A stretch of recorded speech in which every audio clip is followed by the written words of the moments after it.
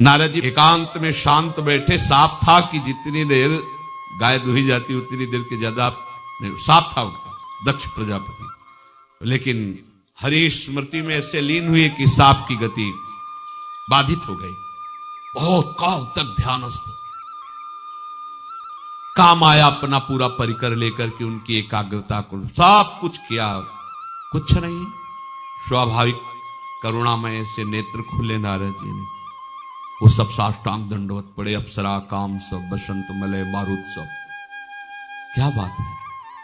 तो उनका भगवान हमको भेजा गया था आपको पतित करने के लिए, लेकिन हमारा कोई भी प्रभाव आप पे नहीं पड़ा, हरि कृपा, जाओ।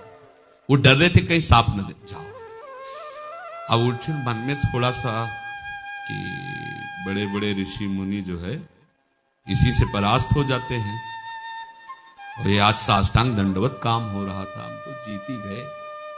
त्रिभुवन में सबसे बड़े वैष्णवाचार्य भगवान शिव हैं, उन्होंने भी भस्म कर दिया, पर ऐसे करुणा करके थोड़ी छोड़ दिया।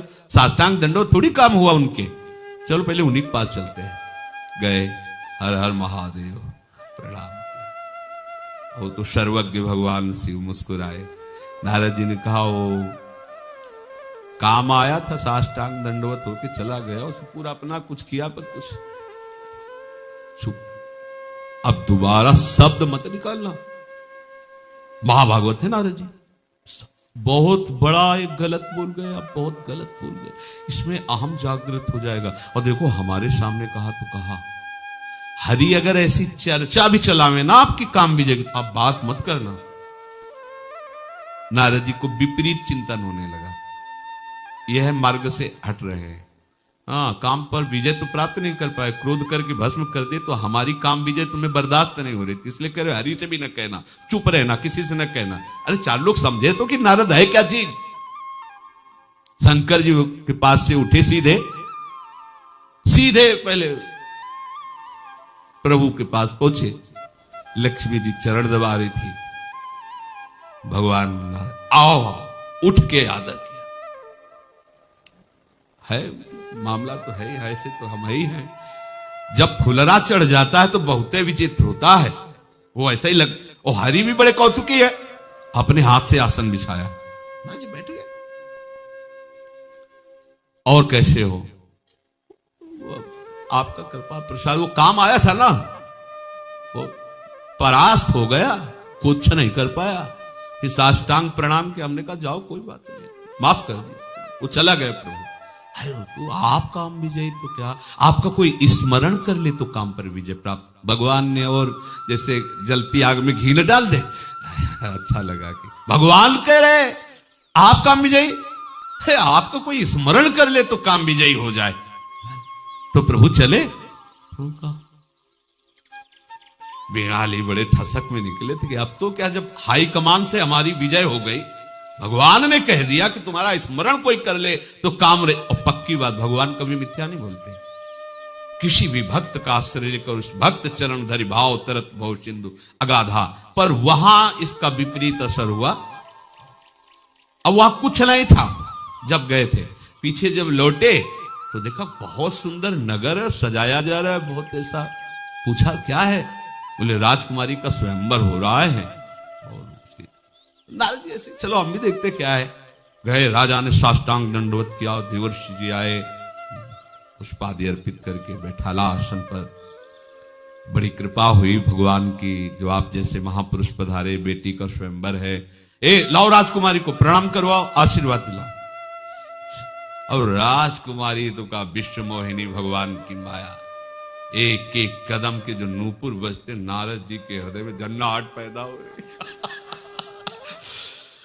अब वो आई, बेटा पैर छू देवर्षि नाथ। जीव ही स्पर्श किया, नारद जी की दृष्टि गई, सारी चेतना खत्म। भागवती महाराज थोड़ा हाथ देख के बताइए कैसा दूल्हा मिलेगा, स्वयंवर में है ना, कोई वर तो चयन नहीं किया गया, अब वर आएगा, कैसा होगा क्या। जीवी नारद जी तो त्रिकालज्ञ है, रेखा देखी तो लिखा था जो इसके साथ वरण होगा, वर का वो अजर होगा, अमर होगा, विश्व पूजनीय होगा, वो सब भगवान के लक्षण। अरे उनका पूरी साधना जीवन भर बीड़ा बजाते हो गई, ऐसी दुल्हन भी मिलेगी और ऐसे सौभाग्य भी मिलेंगे। अच्छा है ऐसा वर्णन किया और फिर तुरंत वहां से हटे। सोचा तपस्या के लिए तो समय नहीं है, मैं तप के प्रभाव से ऐसा, हरि हमको बहुत दुलार करते। ये देखो बात ये है, नामे भक्ता प्रणश्यति, आश्रय भगवान का देखो कितना बचाता है। ऐसी महामाया की मोहिनी स्थिति में भगवान का आश्रय नहीं छूटा। उन्होंने कहा भगवान हमें बहुत प्यार करते, वो हमारी बात बना देंगे। जो ही स्मरण किया भगवान, नारद जी ने कहा प्रभु बहुत समस्या है। और राजकुमारी का स्वयं बोले हाँ पता है, क्योंकि रचा तो इली का सब है। प्रभु जीवन में कभी ब्याह का मन नहीं हुआ, एक बार मन हुआ है, एक बार ब्याह करने के लिए, और वो राजकुमारी तो अब हमें चाहिए ही चाहिए। तो प्रभु मुझे अगर हरि रूप मिल जाए तो आप जैसा कोई सुंदर है नहीं, वो आते ही जयमाला हमारे, तो हमें हरि रूप प्रदान करो। हाथ जोड़ा, कहा जय विधि हो। ये भगवत आश्रय बुलवा रहा है नारद जी से, कह रहे जय विधि होए नाथ हित मोरा करो शुभेग। भगवान ने कहा चिंता मत कर, तू हित की बात कहता है, जे विधि हुई है परम हित नारद सुनो तुम्हार। जिससे जाओ मैंने हरि रूप दिया, और हरि कहते बंदर को भी। नारद जी बड़े ठसक में चले कि अब तो भगवान का हर वचन सत्य है, त्रिकाल सत्य है। वहां तो कहीं विनोद में भी मजाक में भी कभी मिथ्या नहीं, क्योंकि सत्य सच्चिदानंद चित्त स्वरूप आनंद स्वरूप, वो कुछ भी उनका सच्चिदानंद ही है। सब गए सभा में, देखते ही राजा लोग खड़े हो गए, आगे वाली सीट में बैठे, सबसे कहा बैठ जाओ। पूरा शरीर हरि का और ये स्वरूप बंदर का। हरि मन बंदर भी होता है, मरकट बदन भयंकर, खड़े कान, बाल देखो बंदर, जब बंदर गुस्सा होता है उसको देखो, बाल उसके ऐसे खड़े होते रहते ऐसे ऐसे ऐसे लेकर। तो जो सभा में देखे वो अब ज्यादा हंस नहीं सकता, क्योंकि समर्थ देवर्षि है, पूछेंगे क्यों हंसता है, तो डर सबको, डर तो सबको है। देख के हंस देते उधर देखते, तो नारद जी सोचे सब इसीलिए सर झुकाए कि बड़ा सुंदर रूप है ऐसा। अब राजकुमारी जयमाला लिए सखियां पकड़े हुए हैं, जैसे जैसे सभा में आ रही तो नारद जी जो है बस अब आते ही जयमाला हो जाएगा, ब्याह हो जाएगा बस। राजकुमारी की दृष्टि पड़ी, कैसी राजाओं की सभा में ये बंदर रूप वाला क्यों यहां बैठा ला गया है। मुंह फेर लिया और दूसरी तरफ चलने। अब नारद जी को तो कोई नारद जी ने सोचा कि हमारा रूप ऐसा है हरि का कि देख के आकर्षित हो जाना चाहिए, मतलब देखा नहीं उधर। तो नारद जी उधर गए, राजा खड़े उनकी सीट में बैठ गए, वो जिधर जाते उधर। और भगवान शंकर के दो पार्षद आसपास बैठे विनोदी थे, वो आनंद ले रहे थे नारद जी के पास। नारद जी पार्वती जिधर जाए राजकुमारी उधर हेरे ही ला। नारद जी को बड़ा कि मतलब ऐसा क्या है कि ऐसा। ये थोड़ी देर चल ही रहा था कि देखा नव किशोर अवस्था, श्यामल अंग कांति, कमल नयन प्रभु अजान बा। सारी सभा हाथ जोड़े, राजकुमारी ने। नारद जी को लगा कि मतलब अब क्या, मतलब मर गए ऐसा लगा उनको। नारद जी ने, और नारद जी देख रहे कि हरि है। नारद जी ने कहा अच्छा, भगवान को कहा कपटी, जीवन भर माला चलाते तेरा हो गया जी। आज हमने मांगा था तुम्हारे पास, तो हमने तो जीवन में एक बार मांगा, उसको भी तुम ही ब्याह करके लिए जा रहे हो। भले भवन अब बायल दीना पाओगे फलापन कीन्हा। आज छोटी मोटी जगह तुमने झगड़ा मोल ले लिया, नारद से लिया है। आज भले भवन अब बायल दीला ढाक ढाक की परिचय, परम स्वतंत्र, सिर पर कोई भावे मन करो तुम सोई। आज मैं तुम्हें दिखाऊंगा। किनसे बात कर रहे हैं? हरि से। भागे बीणा लेकर। तो जो शिव पार्षद थे बोले इतने व्याकुल न हो, बहुत सुंदर हो, इसलिए राजकुमारी तुम्हें देर देखी नहीं। जरा अपना रूप तो ही देखा, जल में रूप, जल में झांक तो मरकट बदन भयंकर। अब तो सांप ही बनता है, हरि को सांप ही जाके दे। आगे देखा मीठी मीठी बातें करते हुए हरि बड़े नीलावे जा रहे थे ऐसे कल भैया बात करते हुए, ऐसे दो आगे जाके खड़े हुए और प्रभु हाथ जोड़ के ऐसे खड़े, जैसे साधारण व्यक्ति ले देवर्षिराज। तुम बहुत कपटी हो, तुम दूसरों की उन्नति तो सह नहीं सकते हो। आज मैं तुम्हें दिखाता हूं, जाओ मैं साफ देता हूं, जैसे मैं स्त्री के वियोग में तड़प रहा हूं वैसे तुम तड़पोगे। जो मुझे बंदर की आकृति दी वही तुम्हारी सहायता करेगा। तब हरि माया दूर निवार, न वो महल, न वो नगर, न वो राजकुमारी, न कुछ। हरि ओहो भगवान के चरणों में गिरे, प्रणतपाल प्रभु रक्षा करो। मैं बोले जाओ जाओ, समझ में आ गया, तुम कितने काम विजयी हो, जाओ नाम जप करो जाके। एक दिन की बात है कि महाराज शिवी अपने राज सिंहासन पर बैठे हुए थे, तो इंद्र ने बाज पक्षी का रूप धारण किया और अग्नि देवता ने कबूतर का रूप धारण किया। बाज कबूतर को झपट रहा है, कबूतर जाकर के महाराज शिवी की गोद में बैठ गया। ऐसे गोद में दुलार करने लगे शिवी जी। सामने देखा बाज ने कहा, सावधान राजन, आपको तो बहुत धर्मात्मा कहा जाता है, फिर आप ये धर्म विरुद्ध आचरण कैसे कर रहे हैं? मेरे आहार कबूतर को आप अपनी गोद में बैठाल के दुलार क्यों कर रहे हैं? मैं भूख से पीड़ित हूं और ब्रह्मा ने बाज को कबूतर का आहार करना निर्धारित किया है, इसलिए मेरा धर्म है इसको मार के खाना। मैं अपने धर्म से हूं, आप अपने धर्म का परित्याग मत कीजिए। महाराज शिवी बोले, पक्षीराज, ये कबूतर तुमसे डरकर घबराकर मेरी शरण में आया है, ये अपने प्राण बचाने के लिए मेरा आश्रय लिया है। मैं अगर इस कबूतर को तुम्हें सौंप दूं तो मेरा धर्म चला जाएगा, धर्म रहित जीवन व्यर्थ है। देखो ये कथाएं, हर कथा से हमें उपदेश मिलते हैं। अगर कोई हमारी शरण में आ गया है तो हमारे प्राण भले चले जाए। शरणागत को जे तजई निज अनहित अनुमान, ते नर पावर पाप में तिन्हें बिलोकत आन। यहां न शास्त्र स्वाध्याय, न सत्संग है, न समझ है, और बता देंगे कि हाँ भैया हमें सुरक्षित रखो, ले जाओ, तो हमें कोई मतलब नहीं। ये तो जबरदस्ती घुसाया है। अगर कोई शरण में भी आ जाए तो हमेशा अपने बचाओ, ऐसा धर्म नहीं कहता। अब ये पक्षी है, पक्षी के लिए क्या? बाज ने कहा, महाराज मुझे बहुत भूख लग रही।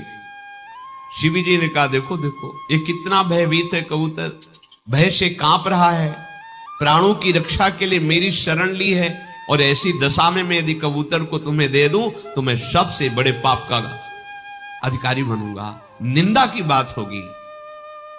नहीं नहीं, एक ब्रह्म ऋषि की हत्या करने का जो दंड मिलता है शरणागत के त्यागने को, उसको वही दंड मिलता है। मैं ऐसा अपराध नहीं कर सकता। आहारात सर्वभूतानि संभवन्ति महीपते, आहारेण विवर्धन्ते तेन जीवन्ति जंतवः। महाराज सारे प्राणी आहार से ही उत्पन्न होते हैं, आहार से ही जीवित है, उनका जीवन चलता है।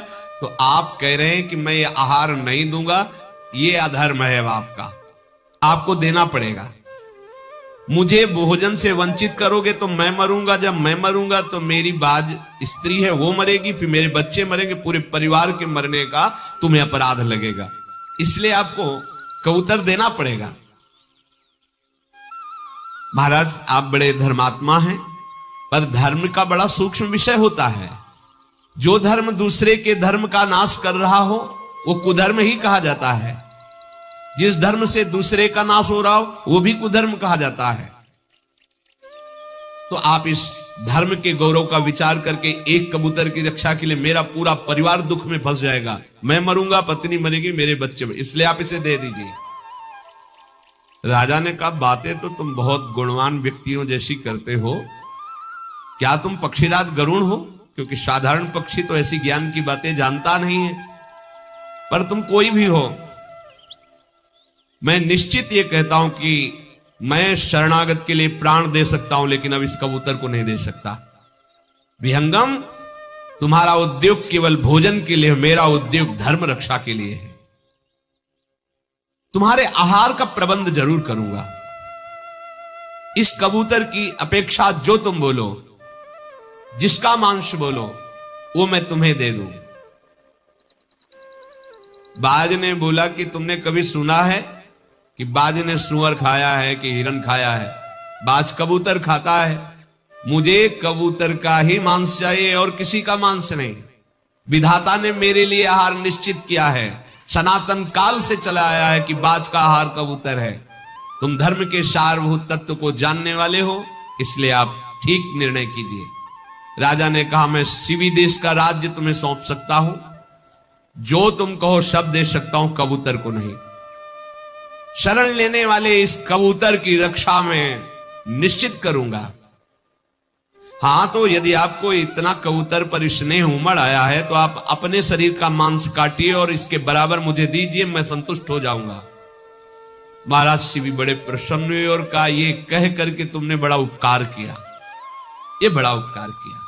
देखो कितना बड़ा धर्म होता है। धर्म की रक्षा के लिए अपने हाथ से अपने मांस को काट कर रखे। साधारण पक्षी कबूतर, उसकी रक्षा के लिए मेरा मांस मांग करके तुमने उपकार किया। तराजू मंगाया गया, एक पल्ले में कबूतर रखा गया।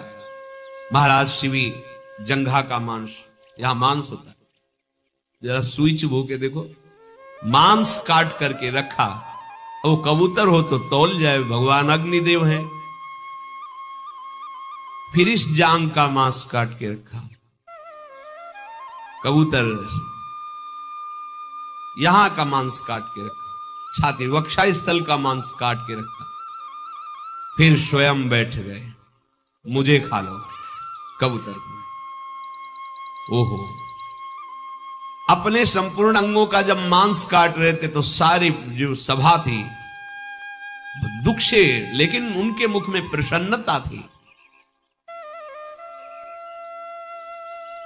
सारी सभा आश्चर्यचकित हो रही है। जब उन्होंने कहा मुझे खा लो, कबूतर को नहीं, प्रकट हो गए उनका, मैं बाज नहीं हूं, ये कबूतर नहीं, मैं देवराज इंद्र हूं और ये अग्नि देवता है, आप स्वस्थ हो जाओ।